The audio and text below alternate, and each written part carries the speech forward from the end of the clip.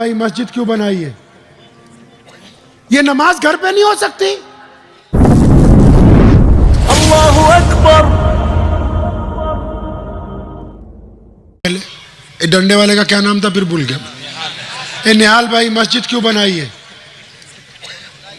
अल्लाह की इबादत के लिए। ये पहला बंदा है जिसने सही जवाब दे दिया है। आप बताओ जी मस्जिद क्यों बनाई? अल्लाह ही की बात है। आप जी बोलो मेरे भाई, अल्लाह की बात। आप जी ये सारे इबादत गुजारा है माशाल्लाह। आई मुफ्ती साहब बैठे हैं, उनसे पूछो क्या इबादत घर पे नहीं हो सकती? इबादत घर पे नहीं हो सकती क्या है? अरे बोलो, इतने बड़े मुफ्ती तो आप लोग खुद ही हो माशाल्लाह। थोड़ी थोड़ी बात पे फतवा देते रहते हो लोगों के खिलाफ। भाई बीते अल्लाह अकबर। कभी अपने गिरेबान में भी बटन खोल के झांक के देखा कि इसके अंदर कितनी बिदअत घुसी हुई है? ये नमाज घर पे नहीं हो सकती? हो सकती है। और 5 नमाजें फर्ज हैं। कितनी? अरे बोलो भाई, फजर, असर, ईशा। ठीक, फजर, जोहर, असर, मगरिब, ईशा, 5 फर्ज। लेकिन अगर मैं हजरत से पूछूं तो बोलते कि एक और नमाज है जो इनसे ज्यादा पावरफुल है, इनसे ज्यादा बरकत वाली है, इनसे ज्यादा अजमत वाली है। पूछे कौन सी नमाज? बोले तहज्जुद की नमाज। कौन सी? तहज्जुद की नमाज। अच्छा, तहज्जुद की नमाज के लिए मस्जिद चाहिए? नहीं चाहिए। अच्छा, आजान तहज्जुद में नहीं, इमाम भी नहीं। अच्छा, जो इनसे भी पावरफुल नमाज है उसमें मस्जिद की भी जरूरत नहीं, इमाम की भी जरूरत नहीं, आजान की भी जरूरत नहीं। तो फिर ये 5 नमाजों के लिए इतना बड़ा जुगाड़ कैसे लगाया भाई? क्यों? पता है? नहीं पता। घास छील रहे सारा दिन बस। इसीलिए कहते हैं कि रसूलुल्लाह सल्लल्लाहु अलैहि वसल्लम की सीरत को पढ़िए। फतवे अभी उसमें से निकल जाएंगे, मसले भी उसी में से निकलेंगे, कुरान की तफसीर भी उसी में से निकलेगी, ताबीर भी उसी में से निकलेगी, दस्तूर भी उसी में से निकलेगा, तहजीब भी उसी में से निकलेगी। हमने अगर कुछ छोड़ा है तो अपने नबी अलैहिस्सलातु वस्सलाम की सीरत को छोड़ा है, बाकी आलतू फालतू सारी चीजें हमने पकड़ी हुई है। हम नबी सल्लल्लाहु अलैहि वसल्लम से पूछते हैं, या रसूलल्लाह मस्जिद क्यों बनाए?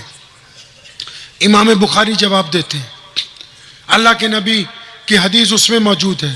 इमाम नसई जवाब देते हैं, इमाम दाऊद जवाब देते हैं। कंजुल ईमान में लिखा है,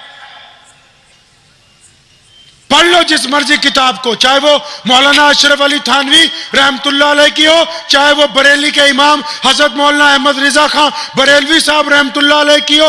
पढ़ो जिस मर्जी इमाम को, वो कहते हैं कि मस्जिद इसलिए बनाई गई क्योंकि हमारे नबी का हुक्म है। और अगर हम पूछते हैं या रसूलल्लाह मस्जिद में करना क्या है, तो करीम रसूल ने फरमाया था कि मस्जिद में जमात के साथ नमाज पढ़नी है। फिर सवाल हुआ कि या रसूलल्लाह जमात से कैसे? फरमाया कंधे से कंधा, वो बोलो कंधे से कंधा जोड़ के नमाज पढ़नी है। या रसूलल्लाह कंधे से कंधा क्यों जोड़े? फरमाया ताकि तुम्हारे दिल आपस में मिल जाए।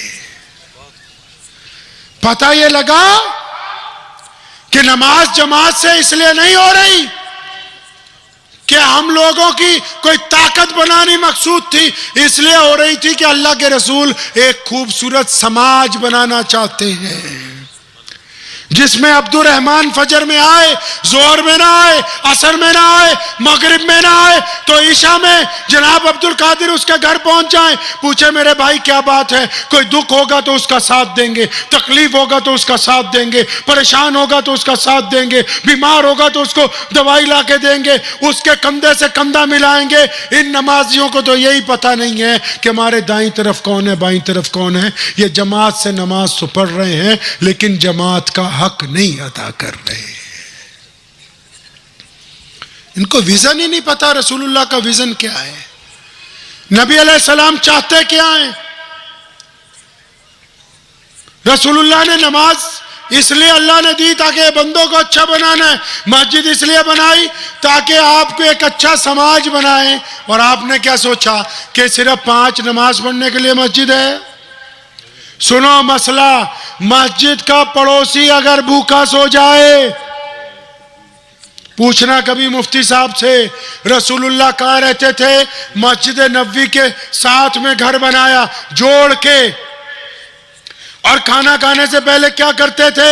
मस्जिद नबवी में देखते थे कोई मुसाफिर तो नहीं, कोई भूखा तो नहीं।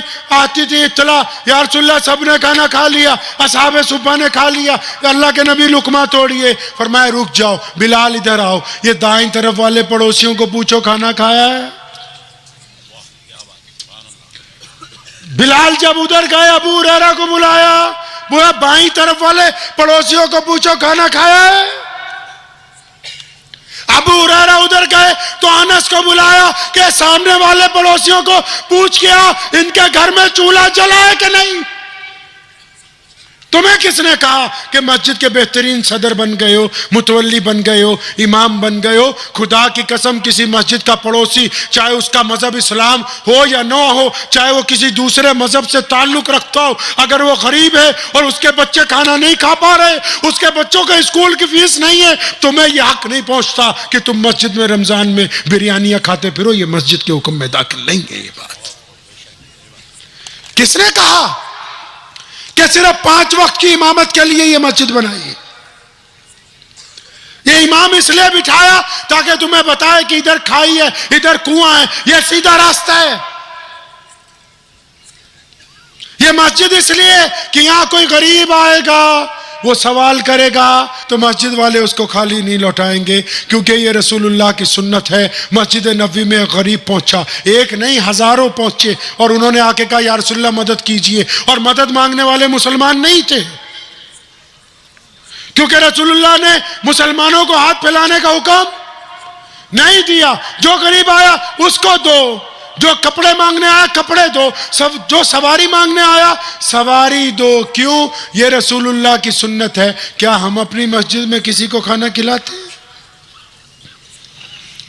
हम तो अगर कोई वैसे ही तड़पा हुआ नौजवान जो घर से पिट गया हो, या बीवी ने डांट दिया हो, या अब्बू अम्मी ने निकाल दिया हो, जो परेशान हाल हो, जो सोचे कि 2 नफिल पढ़ के अल्लाह की मदद मांग लूं, वो अभी आके नियत बांधता है तो पीछे से मस्जिद वाले आके पंखा बंद कर दे, बोले बिना नमाज के नहीं चल सकता है ये। हमें तो अभी यही पता ही नहीं कि मस्जिद का हक क्या है। ये 5 वक्त के नमाजियों को इकट्ठा क्यों किया? ताकि यह खूबसूरत समाज बनाए। इनके जो ऐनक लगी हो, उस ऐनक में इनको कोई हिंदू, सिख, ईसाई, दलित, मुसलमान कोई अपना पराया नजर ना आए, बल्कि इनको इंसान नजर आने चाहिए कि ये अल्लाह की मखलूक है, हमको इनकी मदद करनी है। हम इंसानों को ये नहीं कह सकते कि तुम्हारा मजहब ये है कि जी हम इस मजहब के हैं तो तुम हमसे कमतर हो। नहीं, हम नमाज इसलिए पढ़ते हैं कि हमने नेक बनना है। मस्जिद में इसलिए आते हैं कि हमने इत्तेफाक को कायम रखना है। दुआ कीजिए कि जो चंद बातें आपसे आज की हैं, कि हम ये इरादा करें कि हम रसूलुल्लाह की सीरत को पढ़ेंगे इंशाअल्लाह, रसूलुल्लाह को जानने की कोशिश करेंगे। क्योंकि फतवा तो उसको चाहिए जिसने भाई की बेइज्जती करनी, इमाम के खिलाफ चाहिए, सदर के खिलाफ चाहिए। हमको रसूलुल्लाह चाहिए, हमने अपने नबी की पैरवी करनी, करेंगे इंशाअल्लाह। बस ये बात तय कर लीजिए कि रसूलुल्लाह को तलाशना है, उनको पढ़ना है, उनको जानना है, और जो रसूलुल्लाह को जान लेगा इंशाअल्लाह उसको कभी कोई कमी नहीं होगी, उसको कभी कोई इंशाअल्लाह ताला कमी नहीं होगी इंशाअल्लाह ताला। तो करेंगे इंशाअल्लाह ये कोशिश को। तो अपने घर से शुरू करनी, करेंगे घर से शुरू, घर से शुरू करेंगे। अपने घर से तबलीग कहां से शुरू करेंगे भाई? कहां से शुरू करेंगे? हाँ, खुद से शुरू करनी है। अपने आप को अच्छा बनाना है, अपने आप को अच्छा बनाना है। भाई बैठ जाइए, अफरा तफरी ना मचाइए, बैठ जाइए। मुख्तसर सी बस दुआ करने लगा हूं, उसके साथ सब लोग इत्मीनान से घरों को जाएंगे, किसी के साथ मुसाफा नहीं होगा। अफरा तफरी कोई नहीं मचाएगा, इत्मीनान से अपने अपने घरों को जाएंगे इंशाअल्लाह ताला। ठीक है इंशाअल्लाह। तो अपने घर से तबलीग शुरू करनी है, अपने आप को अच्छा इंसान बनाना है, बनाएंगे इंशाअल्लाह। और अपना ही बंदा खराब है, कौन? हम खुद। इसको ठीक करना है इंशाअल्लाह ताला। याद रखो, पूरी दुनिया में, सिर्फ पूरी दुनिया में जो इस्लाम मुखालिफ ताकतें वो रसूलुल्लाह सल्लल्लाहु अलैहि वसल्लम के खिलाफ जिक्र करती हैं। क्यों? उनको पता है कि अगर रसूलुल्लाह का दामन छूट गया तो फिर इनका काम, फिर इनके पल्ले कुछ नहीं रहेगा। तो इसलिए हमने किसका दामन पकड़ के रखना है? रसूलुल्लाह की पैरवी करनी। करेंगे इंशाअल्लाह। इस काम को करिए, दुआ कीजिए, अल्लाह मुझे भी आपको इस पे अमल की तौफीक अता फरमाए। अल्हम्दुलिल्लाहि रब्बिल आलमीन अर्रहमानिर रहीम मालिकि यौमिद्दीन इय्याका नअबुदु व इय्याका नस्तईन इहदिनस सिरातल मुस्तकीम सिरातल लज़ीना अनअमता अलैहिम गैरिल मग़दूबि अलैहिम वलद्दाल्लीन। अल्लाहुम्मा सल्लि अला मुहम्मद व अला आलि मुहम्मद कमा सल्लैता अला इब्राहीम व अला आलि इब्राहीम इन्नका हमीदुम मजीद। अल्लाहुम्मा बारिक अला मुहम्मद व अला आलि मुहम्मद कमा बारकता अला इब्राहीम व अला आलि इब्राहीम इन्नका हमीदुम मजीद। या अल्लाह, तमाम तारीफें तेरे लिए। या अल्लाह, तेरी इबादत करते हैं और तुझसे मदद चाहते हैं। या अल्लाह, पूरी दुनिया में जितने इंसान हैं, खा उनका कोई भी मजहब है, सब पर अपना फजल फरमा दे, अपना करम फरमा दे, अपना रहम फरमा दे।